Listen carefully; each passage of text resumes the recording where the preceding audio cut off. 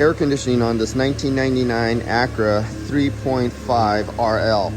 So I got it all charged up. It's been running for 5 minutes. I've been taking the logging of the temperature.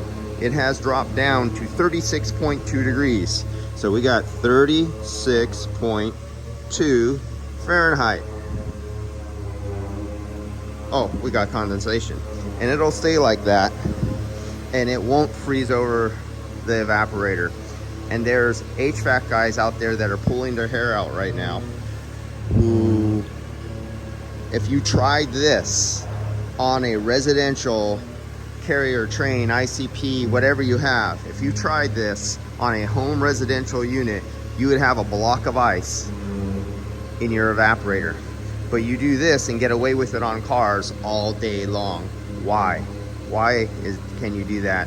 This is where commercial refrigeration guys and HVAC guys sometimes try to do automotive, and they don't quite know, because they're used to looking at, and look at the superheat. They're I mean, everything is whacked on here.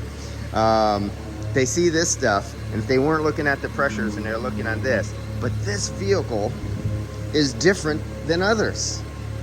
I already explained in the previous video the arrangement of how this condenser is set up, and why is there two refrigerant fittings on this side of the condenser, but there's two refrigerant fittings on this side of the condenser.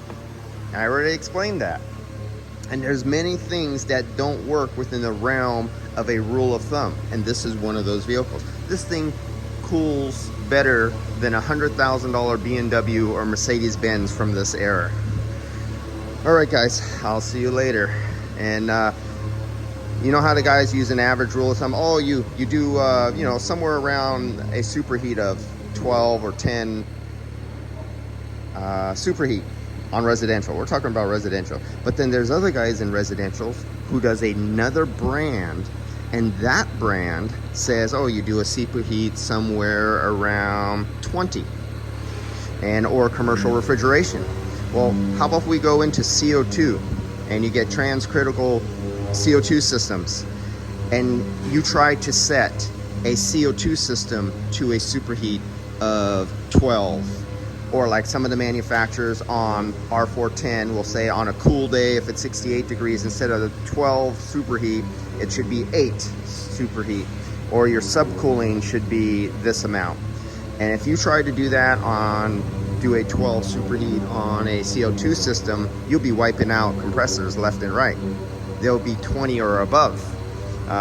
Thank you, Trevor Matthews, and your CO2 classes, and Brett Witzel, and Kevin, who's Brett? He's on a podcast for CO2. Learned a lot from those guys. You listen to those guys, they elevate you to a new level.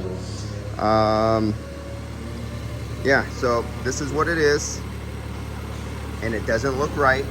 It looks impossible, but this will do this all day long, and it'll keep this customer nice and cool all day long.